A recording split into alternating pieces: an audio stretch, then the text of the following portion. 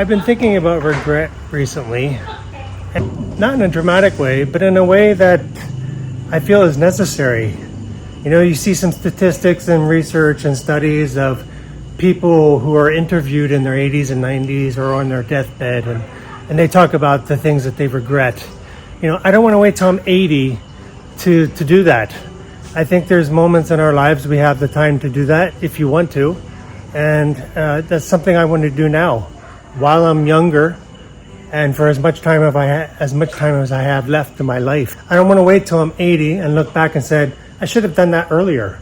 I should have corrected that earlier. This is me trying to do some of that work now, and it gives me a little time to make adjustments where necessary. History repeats itself, and unless you make the initial changes to course correct and do things differently. So the first one is distance that I put between myself and people I care about, and largely that includes my family. You know, when I first went overseas in my early 20s, it was in the mid 90s, so it was hard to keep communication. But over the years, it just made it a little easier to put some distance there. And the biggest regret there, of course, is my mother. I regret the passive aggressive behaviors and I had with her over the years. And unfortunately, she didn't deserve some of that. She didn't deserve any of it, actually. Part of that was my way of expressing she was a safer way of expressing my anger about my father and just some childhood issues and resentment that I held against him. My mom absorbed some of that unfairly, and I regret that. She was loyal, she was sacrificial, and she was in a difficult position. She was a mama bear. She loved her kids. She loved us and she was protective of us, but she was also loyal to her husband. So she was really torn between a lot of protecting us from him, but also being loyal to him as a wife. They were old school, old generation. It was till death do you part. She said she made a choice, and unfortunately she felt like she needed to live with that choice. And I kind of made her pay for that in some ways. I didn't scream, I didn't explode. I just did some passive aggressive things toward her that I wish I could take back, but I can't. It did get better as I got older, and I was much more engaged with her when I would go home. Fortunately, it was a month before I got to spend a month with her on celebrating her 80th birthday with my sisters. And it was the unfortunate thing. It was fortunate and unfortunate in a way. A week later, after I left to come back to Asia, she was killed by a drunk driver. I can't undo the things that I did with her, but I did make things better toward the end, and I'm grateful that I had the opportunity that I did. Had I known I would lose her a week later so suddenly, I would have even tried to make that time even more special. But it's too late. Another one family related is my sister. I lost a decade of relationship with her, and a lot of that was due to misunderstandings and pride. You know, things that were said that hurt when we were younger didn't go away, and we let the time pass without trying to make amends. And unfortunately, it was the death of my mother that kind of brought us back together. We've been rebuilding a relationship. It's not perfect. We haven't resolved any of the conflict that was there before, but I don't know if it's necessary at this point. I would like some closure, but I think the most important thing is that we're trying to move on together and be a family. But I'll say this, hurting someone that you love and is close to you is a whole different kind of regret. And then finally, there was a friend that I remember in high school that we had a falling out, and I regret that. He was my best friend, and it was something significant that happened, but it was both of our prides. It was my pride that got in the way of me trying to make amends.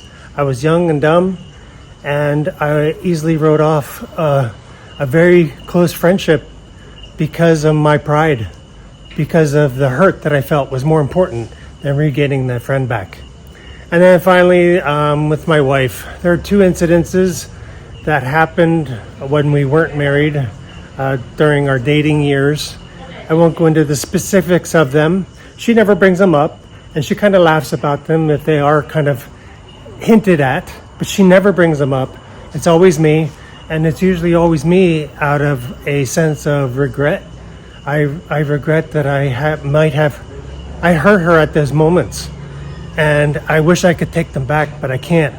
But I'm grateful that she's so forgiving that they don't mean anything, but it's me that needs to let them go. The people who are closest to you are the ones who have the most power to hurt you, and the ones and you have the most power to hurt them. I just started off with the worst one.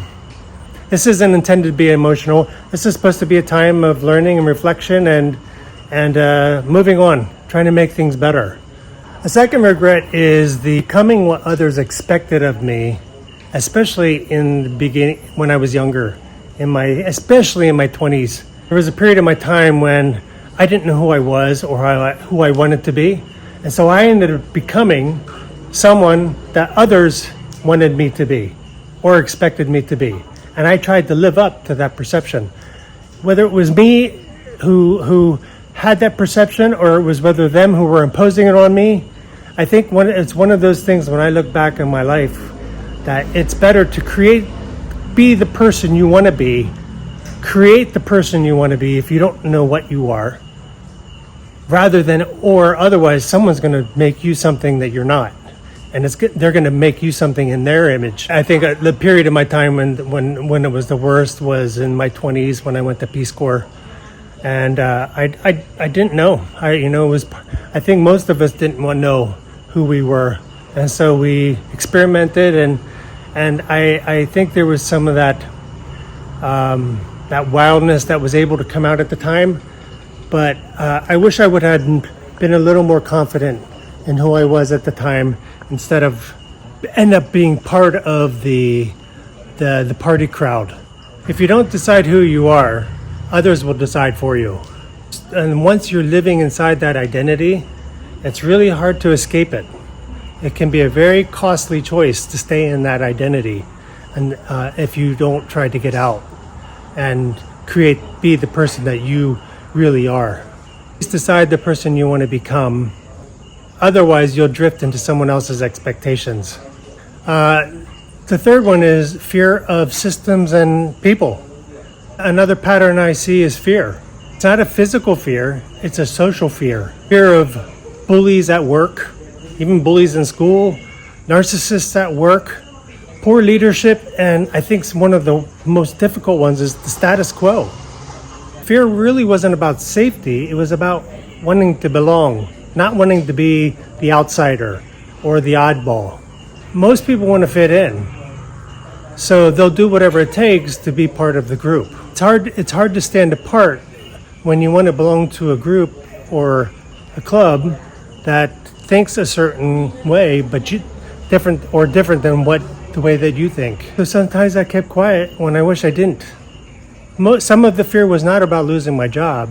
It was about losing approval and even having a feeling of being rejected. And that cost me some internal peace. Fourth one is I spent a lot of time floating through life rather than being intentional. Now, floating did bring me some experiences I never would have expected.